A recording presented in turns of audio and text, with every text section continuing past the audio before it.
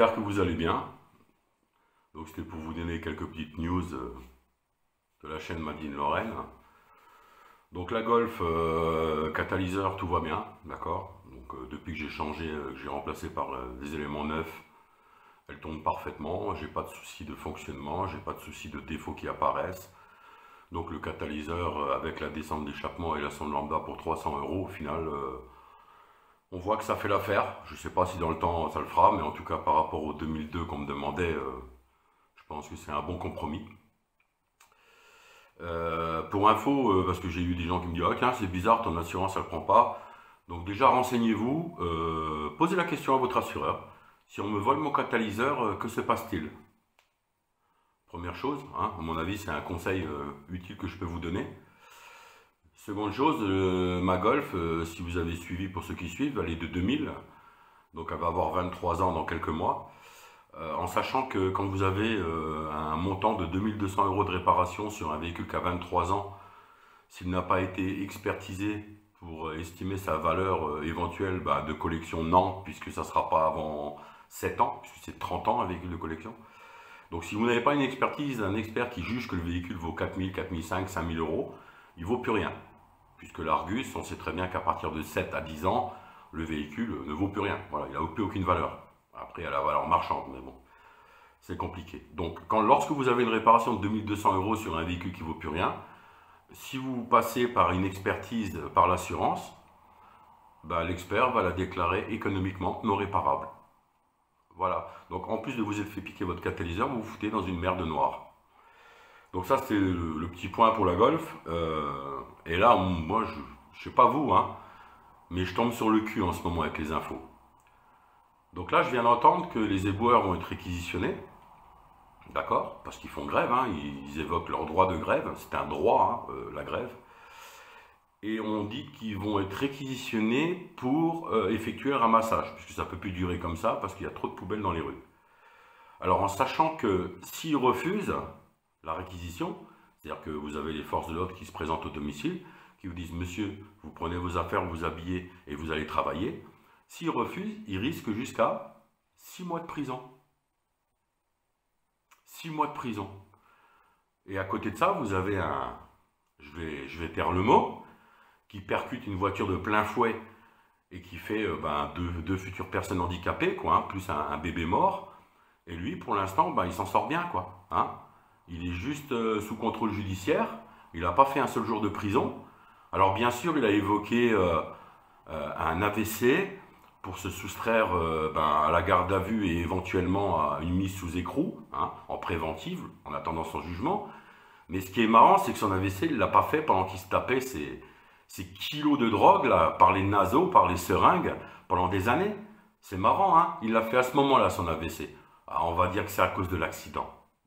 Voilà. Donc, il y a quand même 2 poids et 2 mesures, c'est quand même un peu hallucinant. Et si vous rajoutez à ça, je ne sais pas si vous avez suivi l'information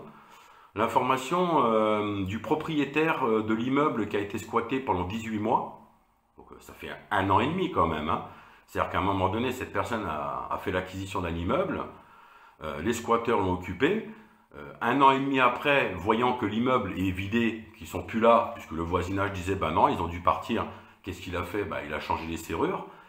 Eh bien, il faut vous dire que la justice a eu le temps quand même d'assigner pour une plainte contre ce propriétaire, qui fait qu'aujourd'hui c'est passé au tribunal, que le propriétaire se doit de payer une amende et dédommager les squatteurs. Voilà. Je crois que c'est à hauteur de 2000 €. Hein. Donc il donne 2000 € par squatteur là, qui ont porté plainte.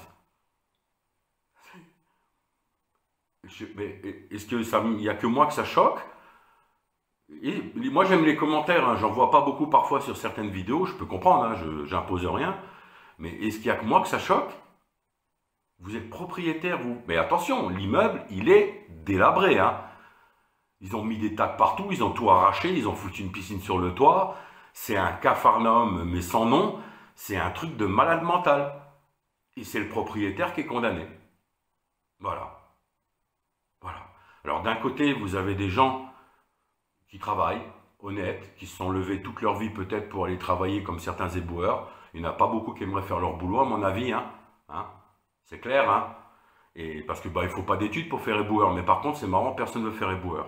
À part effectivement les personnes qui le sont éboueurs, hein, qui eux se lèvent tous les matins pour ramasser vos ordures, nos ordures, quoi.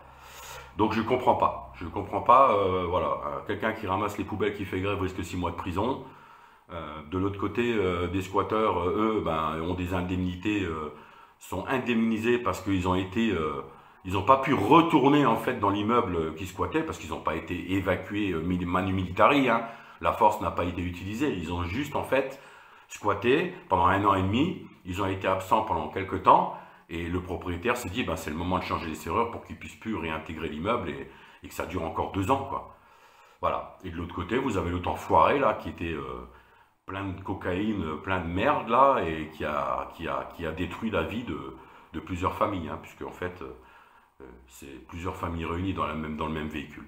Voilà, donc je sais pas qui ça choque pas, mais moi je trouve ça complètement hallucinant. Voilà les amis, en attendant, je tenais à faire un petit big up à tous ceux qui se sont abonnés, parce que quand vous mettez la petite cloche et que vous vous abonnez à ma chaîne, on va atteindre les 500 abonnés. On est 500 sur la chaîne quand même. Alors bien sûr, c'est que dalle, hein. Aucune prétention. Je posterai encore plein d'autres petites choses, bien sûr. Là, je suis en train de réaliser une rehausse de trappe de grenier. Je ferai encore quelques petits entretiens sur les golfs, comme d'habitude, hein, ça vous le savez. Voilà les amis.